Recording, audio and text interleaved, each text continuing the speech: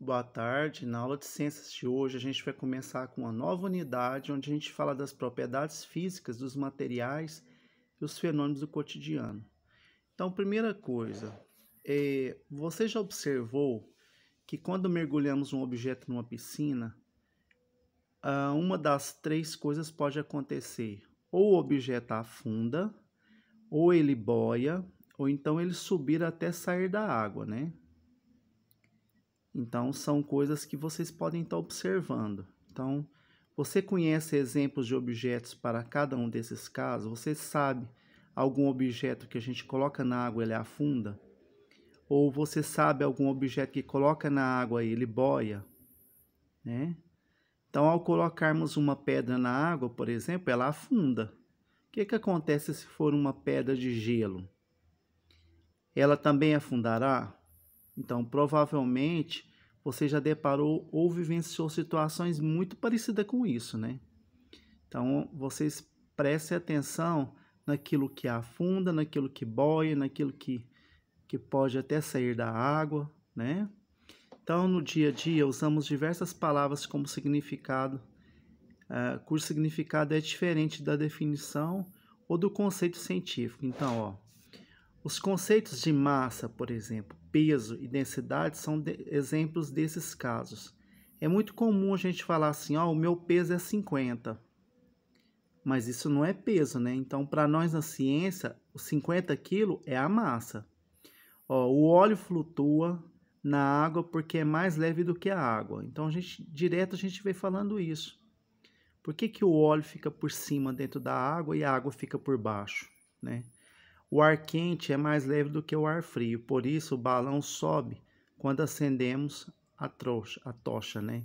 A tocha é aquilo que faz com que o balão consiga gás suficiente para poder ficar no ar. Então a gente tem um exemplo aqui, um balão, né? Um dirigível, e a gente está falando sobre isso. Então, apesar de entendermos o que está sendo dito, cientificamente falando, essas frases são equivocadas, estão confundindo conceitos.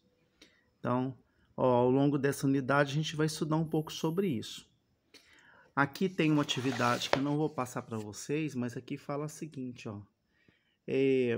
Aqui fala que os alunos devem observar todo tipo de seres vivos ou componentes não vivos que tenham ao menos as seguintes características. Pode ser tocado, ou seja, a gente pode pôr a mão, ocupa lugar no espaço e pode ser medido. Isso é para poder a gente estudar um pouquinho sobre o que é matéria e o que é massa. Então, ó, matéria e massa. Ó. O planeta Terra é composto de matéria, ou seja, tudo que tem no planeta Terra representa matéria. A água dos oceanos, mares, assim como o solo, tudo, né, são exemplos de matéria. Nós, né, somos exemplos de matéria. Os outros seres vivos também, as plantas também, né? E até mesmo o ar é matéria, porque como podemos definir matéria e massa? Então, matéria é tudo que tem massa e ocupa lugar no espaço. Então, aquilo que tem massa e ocupa lugar no espaço é chamado de matéria.